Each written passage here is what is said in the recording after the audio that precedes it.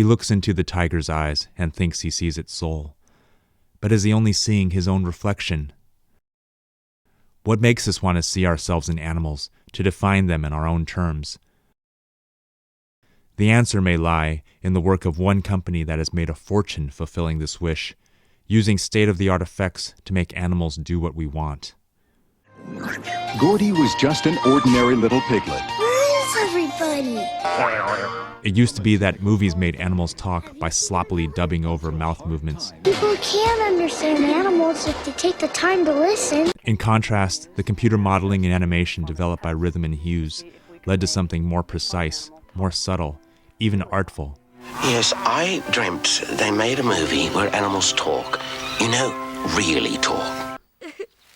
I love my mom. It hit the anthropomorphic sweet spot, letting animals reveal, as never before, the humans we always suspected were lurking inside them. I left my mother when I was your age, and my pups will have to leave me soon. And so the CGI talking animal genre was born, staking its share of the Hollywood family movie market.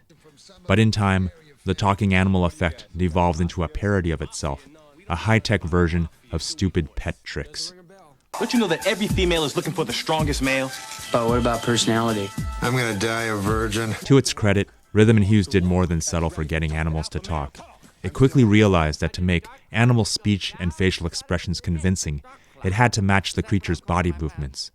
And so they ventured into full-body animal CGI with cats and dogs. We could actually start from the inside by building a skeleton and laying muscles on top. We'd get this fidelity on the surface that we'd been searching for.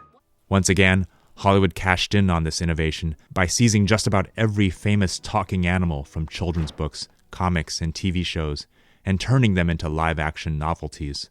For Rhythm and Hughes, the trend posed a challenge: how to recreate old-fashioned cartoons in a photorealistic setting. Some results work better than others, though to many critics they all look the same. But placed side by side, one can see clear differences between Scooby-Doo in 2002 and Marmaduke in 2010, especially in Marmaduke's fur, whose texture is so much more lifelike than Scooby's.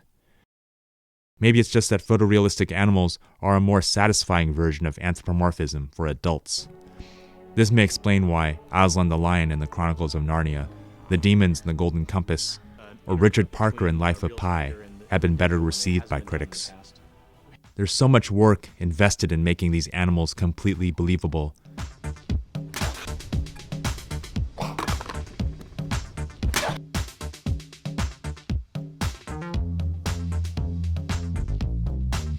I'm sorry.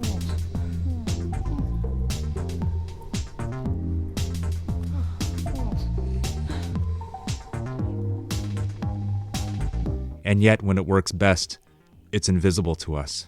Even in the cartoon films, there's increasing sophistication and interaction between the animals and their surroundings, to the point that it becomes necessary to digitally create the objects around them.